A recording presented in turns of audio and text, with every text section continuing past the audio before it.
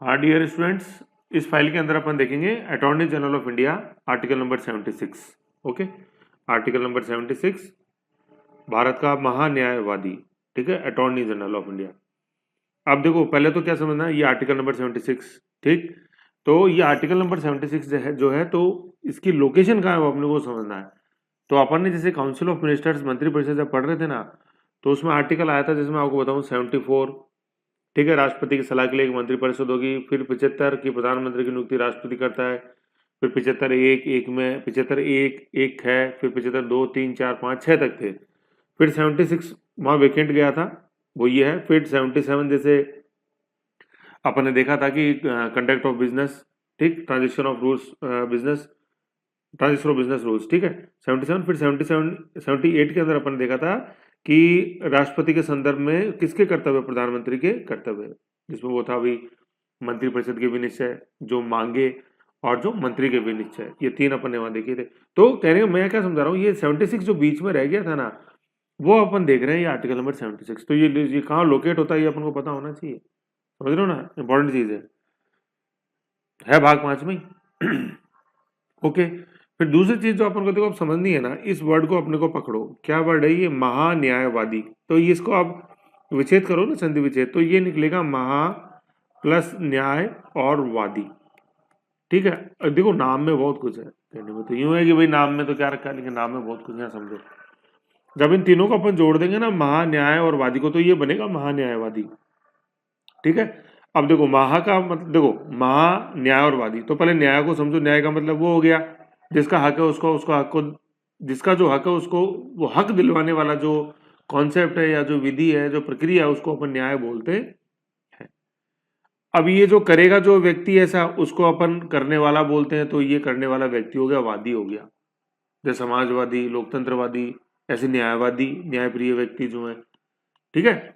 इतना समझ गए, न्याय और वादी। अब महा, महा का मतलब क्या हो जाता है, जैसे महाराजा धीराज है कि नहीं है, महाअभिषेक। तो महा का मतलब उसके अंदर जो, उस मतलब कैटेगरी के अंदर जो सुप्रीम अथॉरिटी है, दैट इज नोन एज महा, समझ गए। तो ये महा हो गया, मतलब जुडिशियल संबंधी कोई जो कॉन्सेप्ट है सरकार के अंदर, है ना। अभी अपन यहाँ उसके चक्कर में नहीं पढ़ रहे हैं कि भाई सुप्रीम कोर्ट वगैरह देखें, ठीक है ना। तो ऐसे अपन ने ये सब समझा, कौन सा, महान्यायवादी, ठीक। अब इंग्लिश में जैसे अपन इसको देखें तो ये वर्ड है अटॉर्नी जनरल ऑफ इंडिया। तो अटॉर्नी क्या होता है, अटॉर्नी का मतलब होता है वो पर्सन जो कि लॉ संबंधी काम करेगा, उसको अपन अटॉर्नी बोलते हैं। और जनरल क्या हो जाएगा, जैसे मान लो अपन आर्मी में आता है, जैसे देखो जनरल है कि नहीं है, जैसे अपने आर्मी में लेफ्टिनेंट जनरल, मेजर जनरल, मतलब यूं है जैसे मेजर जनरल, लेफ्टिनेंट जनरल और फिर जनरल, ठीक है। तो जनरल मतलब हाईएस्ट अथॉरिटी, ठीक है, फॉर इंडिया, ठीक, भारत सरकार के लिए। तो ये है अटॉर्नी जनरल ऑफ इंडिया।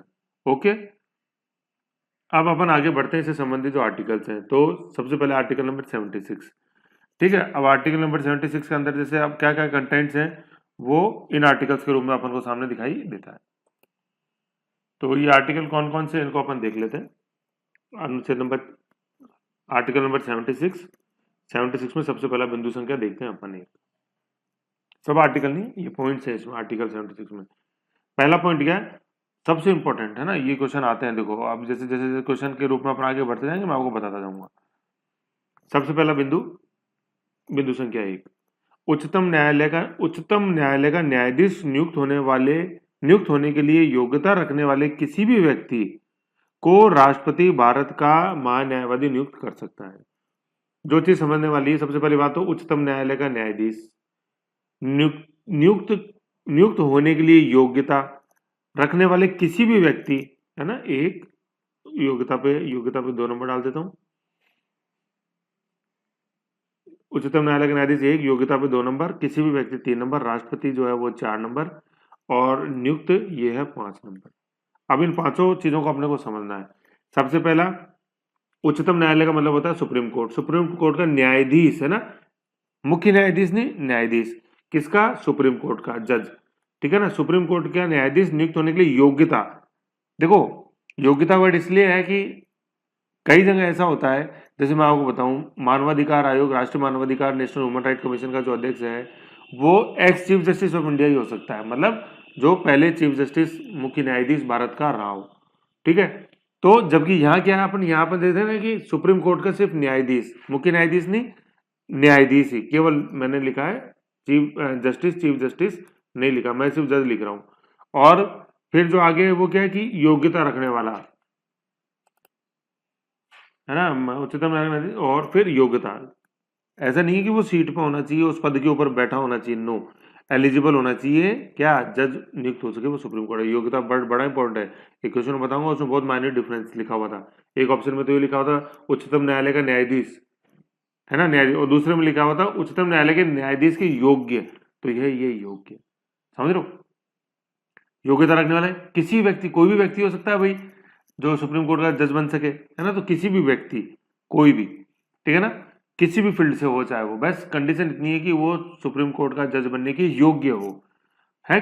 किसी भी व्यक्ति को कौन नियुक्त करेगा, राष्ट्रपति नियुक्त करता है उसको, ठीक है, उस व्यक्ति को, क्या, भारत का महान्यायवादी, और नियुक्त करता है ये, है ना। उसके अलावा कोई भी शब्दों से अपन को मतलब नहीं है, अपन को नियुक्त से मतलब है अपॉइंट से, ठीक है। तो ये पहली लाइन बड़ी इंपॉर्टेंट है, ज्यादातर क्वेश्चन इसी लाइन से बनते हैं, ठीक है, या तो इस लाइन से बनते हैं, या ये जो नीचे वाली लाइन है ना, मत वाला जो इसका कॉन्सेप्ट है, इन दो लाइनों से सबसे ज्यादा क्वेश्चन बनते हैं अटॉर्नी जनरल के, एक आर्टिकल संबंधी जो है ये।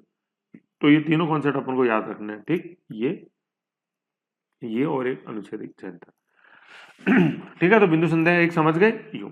फिर बिंदु संख्या दो क्या है, महान्यायवादी का कार्य क्या होता है इसका, ये भारत सरकार को विधि संबंधी सलाह देने, किसको, भारत सरकार को, ठीक है ना। ये यूं समझ लो कि ये भारत सरकार का वकील होता है एक तरह से, कि भारत सरकार को कोई भी जैसे कानूनी संबंधी राय लेनी है, मान लो कि आपने भारत सरकार के अगेंस्ट में जैसे आपने कोई रिट फाइल करी है, जैसे फॉर एग्जांपल आपने यूपीएससी के अगेंस्ट में रिट फाइल कर दी कि यूपीएससी का जो चयन प्रक्रिया है वो ट्रांसपेरेंट, पारदर्शी नहीं है, ठीक है।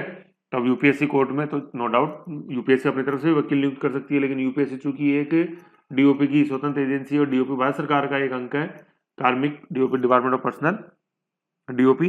तो कार्मिक विभाग अब चाहता है कि अपन सलाह लें यार, ये जो आपने वाद दायर किया उस पर, तो कार्मिक विभाग भारत सरकार, और भारत सरकार के माध्यम से भारत सरकार जब किसी से राय लेगी तो वो अटॉर्नी जनरल से राय लेके अपनी तरफ से जो भी पक्ष है आपके केस में वो पेश करेगी, समझ गए। तो भारत सरकार को विधि संबंधी सलाह देने और राष्ट्रपति द्वारा समय समय पर सौंपे गए और निर्देशित गए विधि कार्यों को करना, ठीक है ना। कभी कभी जैसे राष्ट्रपति को लगता है, मान लो कोई भी ऐसा अफेयर है जिसमें राष्ट्रपति को कानूनी सहायता चाहिए, ठीक है, जैसे मान लो आज मेरे को कानूनी सहायता चाहिए तो मैं मेरे वकील से संपर्क करूंगा, ऐसे ही राष्ट्रपति को कानूनी सहायता चाहिए तो वो किससे संपर्क करेगा, अटॉर्नी जनरल ऑफ इंडिया से। ये समझने वाली बात है।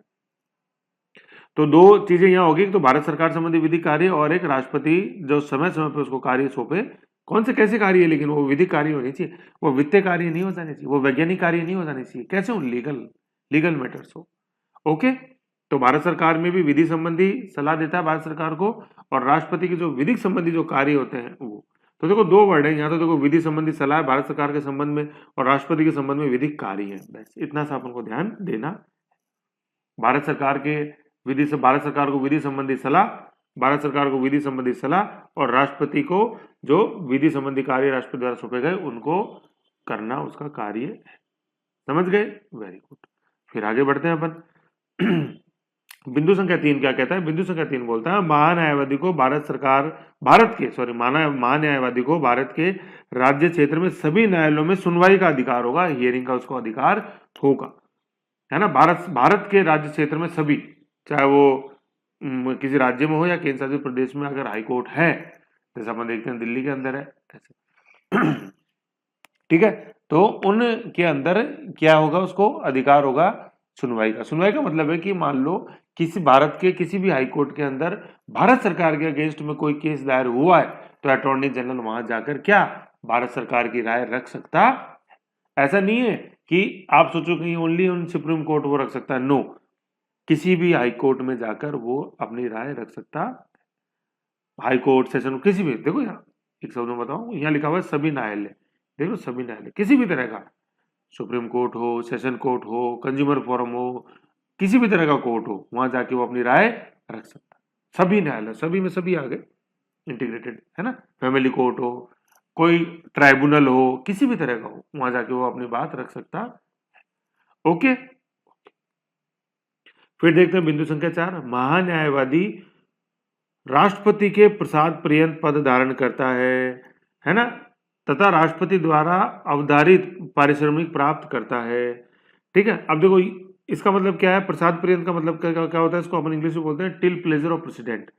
ठीक है, इसका मतलब क्या होता है कि जब राष्ट्रपति चाहे जब उसको अपने पद से वो हटा सकता, समझ गए। ऐसे भाई नियुक्त भी कौन करता है, राष्ट्रपति, और हटाता भी कौन है, राष्ट्रपति। और लेकिन राष्ट्रपति जब चाहे तब इसको पद से हटा सकता है। कहने का मतलब कोई निश्चित कार्यकाल अटॉर्नी जनरल के पद का नहीं होता, समझ गए। तो प्रसाद पर्यंत मतलब till pleasure of president, TPP. ठीक, प्रेसिडेंट को लगा भी अपॉइंट कर सकते हैं, प्रेसिडेंट को लगा नहीं पद से पहले हटाया जाना चाहिए तो हटाया जा सकता है। वैसे नॉर्मल जैसे अपन देखते हैं कार्यकाल 3 साल का होता है, लेकिन ये बढ़ाया भी जा सकता है, ऐसा जरूरी नहीं है। जैसे मैं आपको फॉर एग्जांपल बताऊं, इसमें नीचे अपन ने लिखा हुआ है वर्तमान में, ठीक है ना, वर्तमान में मतलब 2020 में भी, अभी जैसे अपन 2021 में है, जनवरी 2021 में, तो आज की तारीख में भी ये के वेणुगोपालन है जो कब से चल रहे हैं, 2017 से कंटिन्यू इस पद के ऊपर है। तो आज जैसे अपन देखें तो करीबन 4 साल तो इनको हो ही गए, है कि नहीं। तो अभी इनको पिछले साल 2020 में इनको एक्सटेंशन मिला था। वैसे नॉर्मल कार्यकाल 3 साल का होता है, लेकिन भाई ये है अपन को ये ध्यान रखना है इनका कोई कार्यकाल फिक्स नहीं है, सीधी सी बात है। बस कोई कंफ्यूजन में नहीं पड़ना, 3 साल है क्या है, बस कोई कार्यकाल निश्चित नहीं है, कितना भी हो सकता है, 1 दिन भी हो सकता है, 1 साल भी हो सकता है, 10 साल भी हो सकता है, 20 साल भी हो सकता है। डिपेंड करता है कि सरकार से उसकी ट्यूनिंग कैसी है, और सरकार से मतलब है यहाँ राष्ट्रपति से। अब देखो यहाँ वो बात गर्भित है, 74 गर्भित है, 74 में क्या है, राष्ट्रपति की सलाह के लिए मंत्रिपरिषद होगी, और राष्ट्रपति मंत्रिपरिषद की सलाह को मानने के लिए बाध्य है। 42 संविधान संशोधन से कार्य हो चुका है, सिर्फ एक बार वो पुनर्विचार के लिए मंत्रिपरिषद के पास सलाह भेज सकता है राष्ट्रपति। अब ये सब चीजें यहाँ दोहराने का समय नहीं है प्यारे, 74 देख लो, डिटेल के अंदर जो है सब मिलेगा उसमें। ओके ओके, तो इसका कार्यकाल क्या है, कोई निश्चित कार्यकाल नहीं है, राष्ट्रपति के प्रसाद पर्यंत टिल प्लेजर ऑफ प्रेसिडेंट ये कार्य करता है, टीपीपी। ओके ओके, फिर आगे बढ़ते हैं, क्या है अब 2 कॉन्सेप्ट के पॉइंट ये देख लो जो अपन ने समझा, अभी जो अपन ने ऊपर करी है डिस्कशन, उसके अनुसार 2 कॉन्सेप्ट निकल के आते हैं। भारत का न्यायवादी प्रथम विधि अधिकारी होता है, first legal officer of India, समझ गए। जैसे पहला नागरिक बात करें, ठीक है, और से पहला विधि अधिकारी कौन, अटॉर्नी जनरल ऑफ इंडिया। फिर दूसरा बिंदु क्या है कि भारत का महान्यायवादी, ये काफी इंपॉर्टेंट बिंदु है,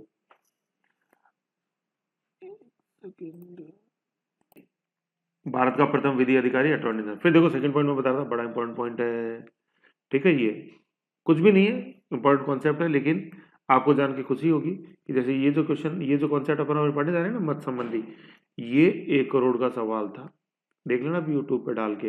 हर्षवर्धन नवाटे थे, HBN हर्षवर्धन नवाटे, बॉम्बे के नागरिक थे, मतलब भारत के नागरिक, बॉम्बे में रहने वाले थे। पहला जो एपिसोड था ना, एपिसोड पहली जो मतलब यूँ बोलेंगे कि कौन बनेगा करोड़पति का जो पहला टेन्योर था, सबसे पहली बार जब ये टेलीकास्ट हुआ था, आई थिंक शायद 2002-3 की बात है, 2-3 ही, 2-3 के लगभग की। ये पहले करोड़पति हैं, यूट्यूब पे डाल देना अभी, हर्षवर्धन नवाटे का 1 करोड़ का सवाल, 1 करोड़ क्वेश्चन ऑफ हर्षवर्धन नवाटे, तो ये आएगा, वो निकल के देखना उसको यूट्यूब पे। तो ये वो क्वेश्चन था और बहुत ईजी क्वेश्चन है। तो वो भी एक्चुअली हर्षवर्धन नवाटे भी यूँ जवाब दे पाए थे, वो खुद भी IAS की तैयारी कर रहे थे, IAS समझ रहे हो, UPSC कॉम्पिटेटिव एग्जाम्स की। अब वो बात दूसरी है कि फिर वो सेलिब्रिटी बन गए थे और उस रास्ते से भटक गए, देखना यूट्यूब में आएगा, ठीक है। चलो आओ, आपको भी बनाते करोड़पति, आओ, मतलब कैपेसिटी बिल्डिंग कर देती। देखो भारत का महान्यायवादी के संदर्भ में देखो इंपॉर्टेंट कॉन्सेप्ट क्या है, भारत का महान्यायवादी न तो संसद का सदस्य होता है, ठीक है ना, संसद में 2 सदन होते हैं अपने, लोकसभा और राज्यसभा, ठीक है, ये दोनों में से किसी भी सदन का सदस्य नहीं होता है। दूसरा, न ही ये मंत्रिमंडल का सदस्य होता है, मंत्रिमंडल का भी ये सदस्य नहीं होता है, परंतु, है ना, यहाँ से इंपॉर्टेंट चीज है, परंतु वह किसी भी सदन में अथवा उसकी समितियों में बोल सकता है ना, किसी भी सदन में जाके बैठ सकता है, समिति में जाके बैठ सकता है, उसके डिस्कशन को सुन सकता है, वहां वो बोल सकता है, लेकिन उसे मत देने का अधिकार नहीं है, ये सबसे इंपॉर्टेंट है। किसी भी तरह की वोटिंग में वो भाग नहीं ले सकता, ना कि संसद के किसी सदन में, ना समिति में, लेकिन वहां पे जाके ये बोल जरूर सकता है, दोनों सदनों में बोल सकता है, समितियों में जाके बोल सकता है, लेकिन बस ये क्या नहीं कर सकता, ये मत देने का अधिकार उसको नहीं है, वोट देने का अधिकार नहीं है, ये अपने को समझना है। ओके, अब इसमें थोड़ी सी बातें और है, इस पद को किस किस ने सुशोभित किया है वो अपन देख लेते हैं यहाँ पे। तो देखो इसमें देखो क्या आ रहा है कि प्रथम सबसे पहले व्यक्ति जो इस अटॉर्नी जनरल के पद को जिसने सुशोभित किया वो कौन, लिखा हुआ है MC सीतलवाड़, ठीक है, MC सीतलवाड़। ठीक, फिर ये अपना लिखा हुआ है 1950 से 63 तक इनका कार्यकाल था ये। जैसे इसमें थोड़ा सा मैं करेक्शन, ठीक है, सबसे पहले MC सीतलवाड़, ठीक है, MC सीतलवाड़ 1950 से 63 करीबन 13 साल का इनका टेन्योर हो गया, 13 ईयर्स। तो ये 13 सबसे पहले थे, ठीक है, 1950 में। वह सबसे लंबा कार्यकाल आज तक का है ना, सबसे लंबा कितना, 13 साल का, ठीक है, 50 से 63, ठीक है। फिर इसके अलावा क्या थे, ये प्रथम विधि आयोग जो बना था 1955 में, उसके भी अध्यक्ष थे, ठीक है, उसको अपन शीतलवाड़ आयोग बोलते हैं, प्रथम विधि आयोग 1955 में। फिर क्या है, जो वर्तमान में एक जर्नलिस्ट है तिस्ता शीतलवाड़, ठीक है, पत्रकार है, ये पत्रकार है, और उनके ये दादाजी थे MC शीतलवाड़, बड़ी इंपॉर्टेंट है तिस्ता शीतलवाड़, फोटो डालना आप देखना गूगल में, तिस्ता शीतलवाड़, ठीक। तो जो समझने वाली बात है, सबसे पहले व्यक्ति इस पद को सुशोभित किया MC शीतलवाड़। प्रथम व सबसे लंबा कार्यकाल, प्रथम कार्यकाल 1950 और सबसे लंबा कार्यकाल 13 वर्ष का, 50 से 63, ठीक है, और प्रथम विधि आयोग के सदस्य भी यूं भी, और तिस्ता सीतलवाड़ के ये दादाजी। और तिस्ता नदी भी ध्यान है आपको, तिस्ता नहीं है, तिस्ता है, याद करो, ज्योग्राफी बताओ किसकी सहायक नदी थी, है ना, बताना मेरे को, गंगा या ब्रह्मपुत्र में से होगी, देखना आप किसकी है। कॉमन सेंस तो गंगा की कहती है, लेकिन भैया common sense is not so common, देख लो, बताओ, बताना मेरे को, निकलती कहाँ से कहाँ जाती है, देख लो भाई, तिस्ता सीतलवाड़ के बहाने तिस्ता को भी जान लो तो क्या नुकसान है, ये है बात। ओके, फिर अभी अपन जैसे देखते हैं कि वर्तमान में कौन, वर्तमान में इस पद को सुशोभित कर रहे हैं, मतलब 2021 ही मान लो, 2021 में ही है। 2021 में के वेणु गोपालन 1 जुलाई 2017 से इस पद के ऊपर। ओके, तो ये जितना भी अपन ने देखा ये सारा था अपन किसका, अनुच्छेद 76 जो अपन ने देखा किसका, अटॉर्नी जनरल ऑफ इंडिया, महान्यायवादी। ओके, अब अपन थोड़ा सा देख लेते हैं सॉलिसिटर जनरल ऑफ इंडिया। अब देखो ये सॉलिसिटर जनरल का तो वैसे मैटर जो है ना वो इंग्लिश में, लेकिन मैं पढ़ के सुना देता हूँ, उसमें कोई दिक्कत नहीं है। सॉलिसिटर जनरल ऑफ इंडिया को अपन हिंदी में भी सॉलिसिटर जनरल ही बोलेंगे, ठीक है। ये क्या होता है, solicitor general of India is subordinate to attorney general of India, ये अधीनस्थ होता है, ठीक है ना, उसके अधीन काम करता है। ही और she is the second law officer of the country, ठीक है ना। फर्स्ट लॉ ऑफिसर तो कौन हो गया, AG हो गया, और सेकंड कौन हो गया, सॉलिसिटर जनरल हो गया। Assist the attorney general and himself Vercel assisted by the additional solicitor general of India. कहने का मतलब ये अटॉर्नी जनरल को मदद करता है, और सॉलिसिटर जनरल को मदद करने के लिए एडिशनल सॉलिसिटर जनरल होता है। कहने का मतलब सबसे ऊपर अटॉर्नी जनरल, उसके नीचे सॉलिसिटर जनरल, और सॉलिसिटर जनरल को मदद करने के लिए एडिशनल सॉलिसिटर जनरल। ये अपन को हायरार्की ध्यान रखनी है। सॉलिसिटर जनरल का कार्यकाल भी अपन देखते हैं 3 साल का होता है, लेकिन क्या होता है, unlike the post of attorney general for India which is a constitutional post under article 76 of the constitution of India, the post of solicitor general of India and the additional solicitor general of India are merely statutory. कहने का मतलब क्या है कि जो attorney general की post है वो तो संवैधानिक है, क्योंकि संविधान में वर्णित है अनुच्छेद 76 में, जो पोस्टों का वर्णन संविधान में है वो सारी संवैधानिक है। लेकिन सॉलिसिटर जनरल और एडिशनल सॉलिसिटर जनरल का वर्णन चूंकि संविधान के अंदर नहीं है, इसलिए ये संवैधानिक पोस्टें नहीं है। तो फिर ये सारे कहां से आई, ये स्टेटोरी है, मतलब ये वैधानिक है, वैधानिक या विधिक है, संवैधानिक नहीं है, संविधिक है, क्योंकि कोई विधि, कोई स्टेटू, कोई लॉ है जहां से ये निकल के आई है, समझ गए। तो ये बिंदु था ये कि अनलाइक, है ना, कि अटॉर्नी जनरल से भिन्न ये है, किस मामले में भिन्न है ये अटॉर्नी जनरल से, अटॉर्नी जनरल की पोस्ट कॉन्स्टिट्यूशनल है, आर्टिकल 76 में मेंशन्ड है, लेकिन सॉलिसिटर जनरल और एडिशनल जनरल कॉन्स्टिट्यूशन में मेंशन नहीं है। ओके, तो फिर ये बात आती है सर, फिर ये कहां से निकल के आई है ये बताओ सर, बिल्कुल बताएंगे। तो ये जो नीचे कानून का मैंने लिंक दिया हुआ है, ये जो नीचे मैंने कानून का लिंक दिया हुआ है, सॉरी एक मिनट ऊपर करते थोड़ा सा, ये जो मैंने कानून का लिंक दिया हुआ है, law governing the post of solicitor general of India, ये HTTP, इसको मैं आपको ओपन करके दिखाऊं एक से, सॉरी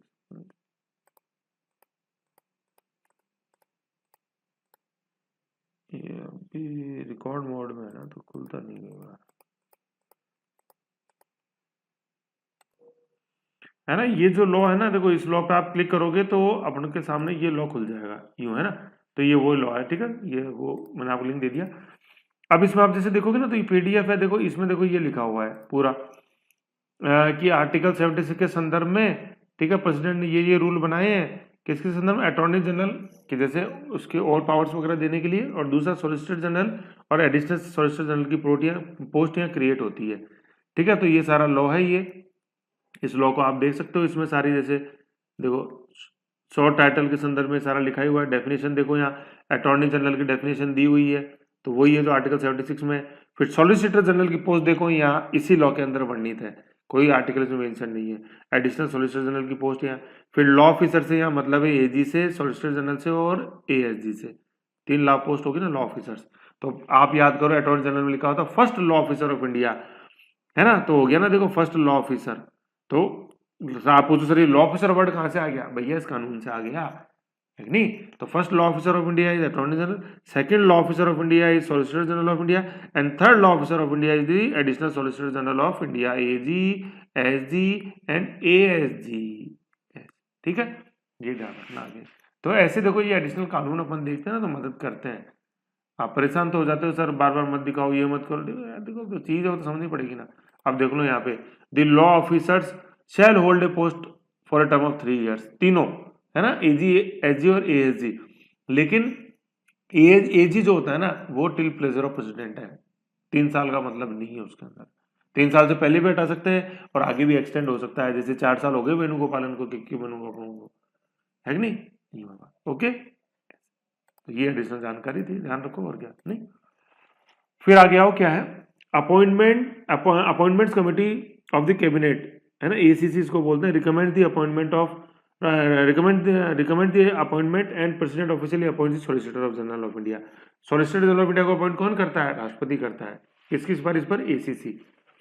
फिर क्या, the proposal for appointment of solicitor general, additional solicitor general of India is generally moved at the level of joint secretary, law secretary, department of legal affairs, and after appointing the approval of the minister of law and justice the proposal goes to the ACC and then the president appoints. कहने का मतलब क्या है प्यारे, solicitor general of India और additional solicitor general of India की नियुक्ति कौन करता है, भारत का राष्ट्रपति, किसकी सलाह पर, कैबिनेट की सलाह पर। और कैबिनेट में एक कमेटी होती है जिसको अपन बोलते हैं अपॉइंटमेंट कमेटी ऑफ कैबिनेट, हालांकि वो कैबिनेट मंत्री ही उसके हेड होते हैं, ठीक है। अब जैसे इसका संबंधित मंत्री लॉ ऑफिसर है, तो इस कैबिनेट कमेटी का जो मेंबर है, जो हेड होता है, that is minister of law and legal, law and justice. ये जो कमेटी वाला कॉन्सेप्ट है ना, और आगे पेपर डिटेल में पढ़ेंगे, सारी कमेटी आएंगी, कैबिनेट की कमेटी, संसद की कमेटी, संसद में लोकसभा कमेटी, राज्यसभा कमेटी, सारी डिटेल में पढ़ेंगे, कोई टेंशन वाली बात नहीं है, समझते जाओ आप, तो बस लिंक करते जाओ। फिर अपन आगे देखते हैं, वर्तमान में सॉलिसिटर जनरल ऑफ इंडिया कौन है, तुषार मेहता, अक्टूबर 2018 से ये इस पद के ऊपर है, ठीक है ना। जैसे अभी तो एजी तो कौन हुआ, के वेणुगोपालन 17 से, एसजी कौन हुआ, तुषार मेहता अक्टूबर 2018 से, ओके। तो इस फाइल के अंदर अपन ने देखा आर्टिकल नंबर 76, और उसके अलावा जो 2 वैधानिक पोस्टें जो हैं, सॉलिसिटर जनरल और additional solicitor general of India की पोस्ट, एक पोस्ट तो संवैधानिक है अटॉर्नी जनरल की, 2 जो है वो संवैधानिक नहीं है, वो कैसी है, वो वैधानिक है, किसी विधान से या सांविधिक है, ठीक है ना, संवैधानिक कॉन्स्टिट्यूशनल, सांविधिक स्टैट्यूटरी या लीगल, ठीक है। तो ऐसे अपन को ध्यान में रखना है, टेस्ट में पूछूंगा मैं, ओके। तो ये था इस फाइल में, ओके।